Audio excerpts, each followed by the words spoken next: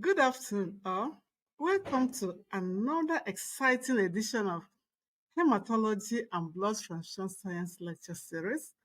This is a YouTube channel where we discuss different topics in hematology and blood transfusion science. Thank you for subscribing to our channel. Thank you for being part of what we are doing. And if you have not subscribed yet, please, this is the right time to do it. Thank you. Today, we are going to be discussing another exciting topic, Diego blood group system. My name is Dr. Ifeanyi Mary Ann Okafor, a lecturer in the Department of Hematology and Blood Transfusion Science, College of Medical Sciences, University of Calabar, Nigeria. History has it that Diego blood group was discovered in the year 1955. This blood group was named after a patient, a woman, Mrs. Diego, who had a child that was affected by hemolytic disease of the newborn. In the serum of this woman was found a previously unknown antibody, and on the red blood cells of the baby was also found a previously unknown antigen. The antibody found in the woman was named after her, anti-Diego, and the antigen found on the surface of the red blood cell was also named after her as antigen Diego. That's the corresponding antigen that was found on the surface of red blood cell of the baby was also named after her as antigen Diego. This marked the beginning of this blood group system called Diego blood group system. The first antigen that was found on the red blood cell of the baby was called Diego antigen 1 and is abbreviated as DI superscript A, while the antibody found in the serum of Mrs. Diego was called anti-Diego 1 or anti-DIA, anti-Diego 1 or anti-DIA. In 1967, the second Diego antigen, DIB, was discovered, and other antigens of the Diego blood group was discovered around 1995. Currently, we're having about 22 antigens, known antigens in this blood group system. We're having about 22 known antigens in this blood group system. Out of these 22 known antigens, 3 of these antigens are of high prevalence. These antigens that are of high prevalence are the first antigen that was discovered, that is anti-Diego 1, that is DIA. The second one is DIB, and then we have the right antigen A, RWRA, right antigen A. These 3 antigens of the Diego blood group system are of high prevalence, while the remaining 19 antigens are of lower frequencies. And also in these blood group systems, we have some antigens that are antithetical to each other. Example, we have about 3 antigens that are antithetical to each other. We have antigens like Diego A and Diego B, they're antithetical to each other, and we have right A and right B, and then we have the W and DIXK. Number of antigens. Like I said earlier, we have about 22 antigens in this blood group system. The ISBT symbol is DI. The ISBT number is 010. Then the gene responsible for coding for these antigens is the SCL4A1 gene. And the full meaning of this SCL4A1 L4A1 gene is Solute carrier family 4 anion exchanger member 1. You can also call this gene anion exchanger 1. The antigens that are in this blood group system, like I said, are numbered from number 1 to 22. This slide is just showing you the antigens that are present in this blood group system. D1, D2, D3, D4, D5. This is down to the D22 and their alternate names. Like example, we have the D1 being called DIA, D2 being called the DIB, and then the others follow. D20 is called DISK, while D21 is called XWI. Okay? The specificity of these antigens are proteins. Just like when we discussed ABO blood group system, I told you that the antigens in ABO group systems are carbohydrates. Here, the antigens in Diego blood group system are proteins. Therefore, amino acid sequence determines the specificity of these Diego antigens.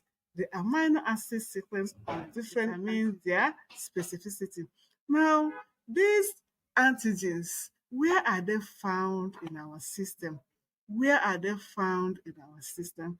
The antigens are basically expressed on the surface of red blood cells, and they are not limited to red blood cells. They can also be found on the kidneys, in the distal tubule and the collecting tubules of the kidneys. The expression of the Diego antigen is limited to red blood cells and the kidneys, the distal tubules and the collecting tubules of the kidneys. Now, let us look at the molecular basis. The molecular basis of these particular antigens. Like I said earlier, the SFC4A1 gene encodes for Diego antigens, and this gene is also known as anion exchanger 1 gene and is a member of the anion exchanger gene family. This particular gene is located on chromosome 17, basically on the long arm of the chromosome 17. And the cluster of differentiation assignment for this particular gene is CD233. And just like other genes, we have like about this particular gene consisting of about 20 exons. The antigens of the Diego blood group system are carriers. They carry important protein called Ban3 protein. They are carriers of a very important protein called Ban3 protein. And this protein lies in the red blood cell and is also involved in maintaining the integrity of the red blood cell membrane.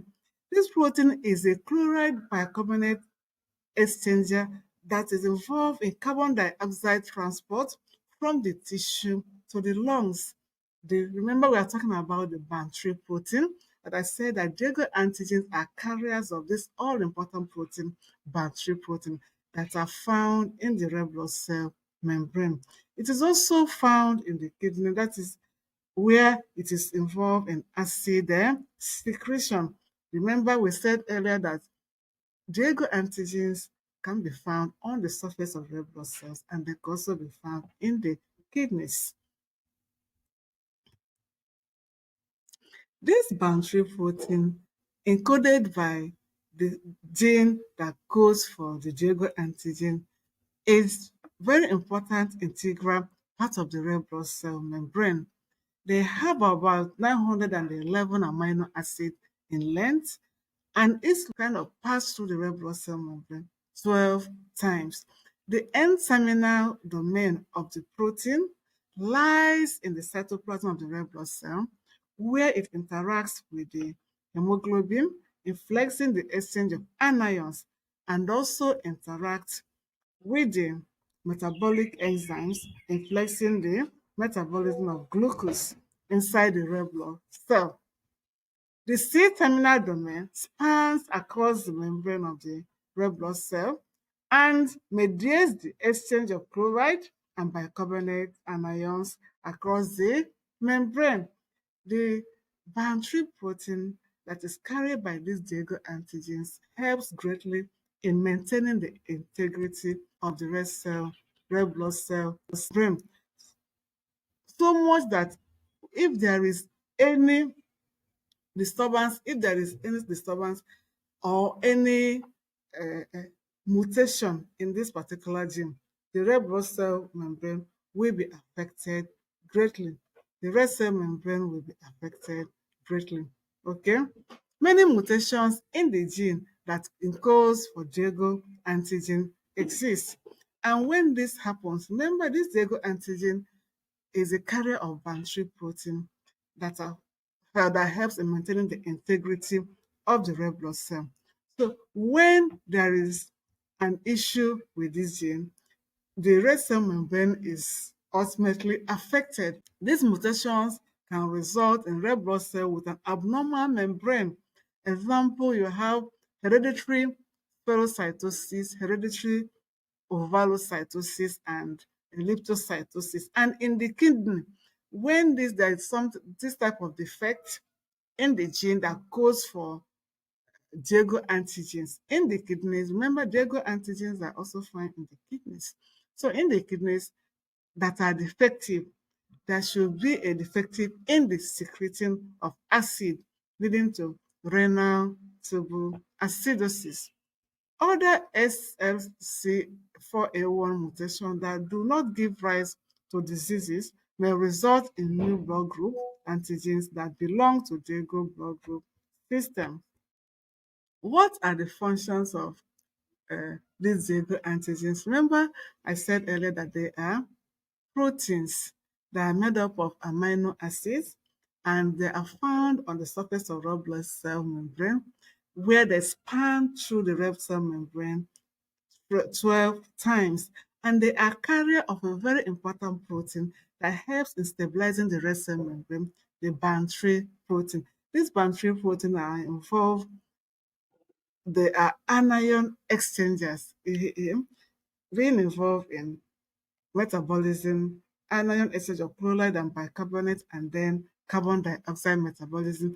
And again, in the kidney is also exhibits the same function. So what actually are the functions of these Diego proteins or Diego antigens? Number one, we can see that these Diego antigens are involved, they are involved in anion exchange across the red blood cell membrane. They are involved in anion exchange across the red blood cell membrane. SLC41 protein is an antiporter that plays an essential role in the red blood cell to transport the waste product carbon dioxide to the lungs, where it is removed from the body. Remember, the first function of the Diego protein that they are anion exchange. They are involved in anion exchange across the red blood cell membrane. These proteins are involved in exchange of chloride for one bicarbonate. They're involved in exchange of chloride for one bicarbonate. The direction of the exchange depends on the concentration of ions on the other side, either side of the red blood cell membrane. When levels of waste like carbon dioxide are high, carbon dioxide diffuses across the red blood cell membrane and is converted into bicarbonate, which is transported out of the red blood cell in exchange for chloride. If anion exchange did not occur, bicarbonate will definitely accumulate within the red blood cells and reach toxic levels, altering the intracellular pH. In the lungs, the lower level of carbon dioxide encourages the direction of the exchange to reverse.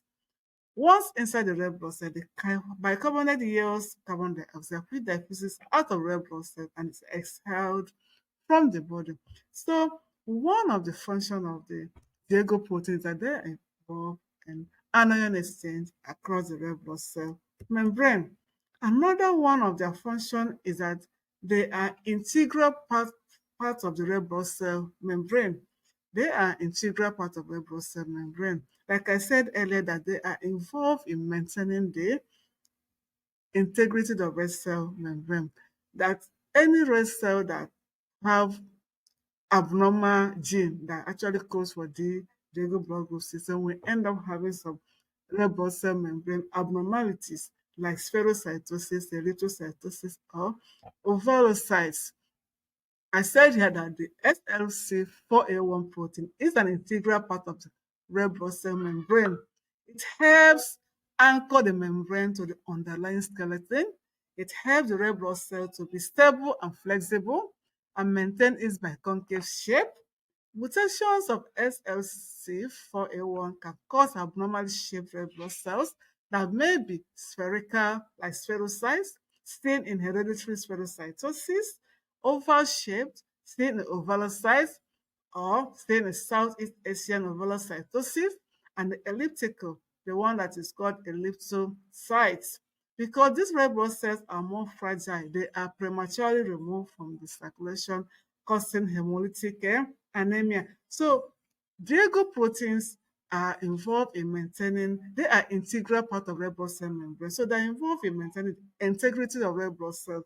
So where they are not functioning well, where they are not found, the red cells have abnormality in their membrane. And because they have this type of abnormality, they are prone to being destroyed by the spleen, causing hemolytic anemia. Another important function of Diego proteins is they are involved in anion exchange across the kidney tubules. Like we said earlier that these Diego proteins of the Diego antigen can be found on the surface of red blood cells, and they can also be found in the kidney or tubules. And they are involved in the same anion exchange. They are involved in anion exchange. They moderate the exchange of anions in the kidney. Mutation that disrupt its function can cause a renal tubular acidosis, in which the kidney fails to adequately excrete acid anions, allowing them to accumulate and causing a form of abnormality. The Diego A antigen and Diego B antigen, I said earlier, are antithetical to each other. And these antigens are produced as a result of one single nucleotide polymorphism of the FLCA4A1 gene. The result is at the amino acid position 854, the common white cell that is Diego antigen B has the proline residue, while the Diego antigen A have what? Leucine residue. The same thing is also occur in right A and right B antigens. The difference is also as a result of a single nucleotide polymorphism. There are common phenotypes. The common phenotype that we have in Diego blood group system, we have those that have Diego B, but they lack Diego A, which is more common than any other phenotype, and is about 99.9% of Caucasian. You can find it in about 99.9% Caucasians and blacks, and over 90% of Asians. Then we have those individuals that have both Diego A and Diego B, and these are found in about 10% of Asians. And then it is worthy to know that Diego A antigen is universally expressed. Remember, this Diego A antigen is the first antigen that was discovered, the one that was found on the surface of the red blood cells of the baby of Mrs. Diego. Okay? The Diego antigens is universally expressed in most population, and the prevalence of this Diego antigen differs among races, and making the Diego blood group of great interest to anthropologists. In USA, the Diego A antigen has not been found in Caucasians or black blood donors.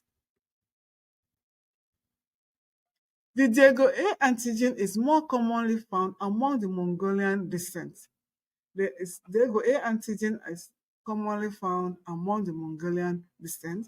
Being more common in Japanese, you have about 12% in Japanese, and Chinese, you have about 5% in Chinese. In South American Indians, you have up to 54% of population carrying the Diego A antigen. Interestingly, the Diego A antigen is less rare in the Polish population. You have about 0.47% compared to the most Caucasian population, where you have about 0.01%. This may be due to invasion of southern Poland by Tatars as it occurred between 13th and 17th centuries. Let us look at the clinical significance of Diego antibodies. Diego antibodies are mostly immune antibodies, but we have some of them that are also IgM.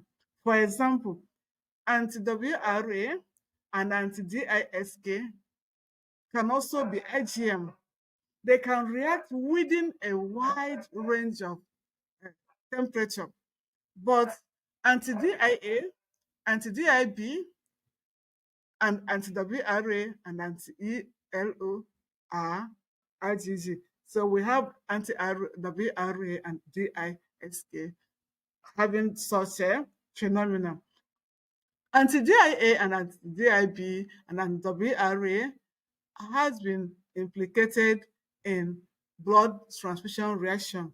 They can cause immediate and delayed hemolytic transfusion reaction. The antibodies of Diego blood group system have also been involved in hemolytic disease of the fetus and the newborn. At least you can know that the first index case was the one that was found in Mrs. Diego, in which the baby had hemolytic disease of the newborn, and that marked the beginning of this particular blood group system called Diego blood group system, because the system was actually named after her, where the index case was actually discovered. So the antibodies of this antigens can also cause hemolytic disease of the newborn. Anti-DIA and anti-DIB are commonly implicated, are commonly associated with hemolytic disease of the newborn than transfusion reaction, while anti-WRA, anti-ELO, and anti-DISK can also cause hemolytic disease of the fetus and the newborn. Hemolytic disease of the fetus and the newborn caused by Diego antibodies are common in Southeast Asia and South Americans, and anti-DIA is capable of causing moderate to severe hemolytic disease of the fetus and the newborn, and cases have been reported in Japan, China, and Poland. Anti-DIB typically cause mild hemolytic disease of the fetus and the newborn, and cases have also been reported in Japan, China, Poland, and in a mother of South American descent. In a mother of South American descent. So, Diego blood group system, the antibodies of Diego blood group system are of importance in transfusion medicine because they have been implicated in delayed and immediate blood transfusion reaction, and they also have been implicated in hemolytic disease of the fetus and the newborn.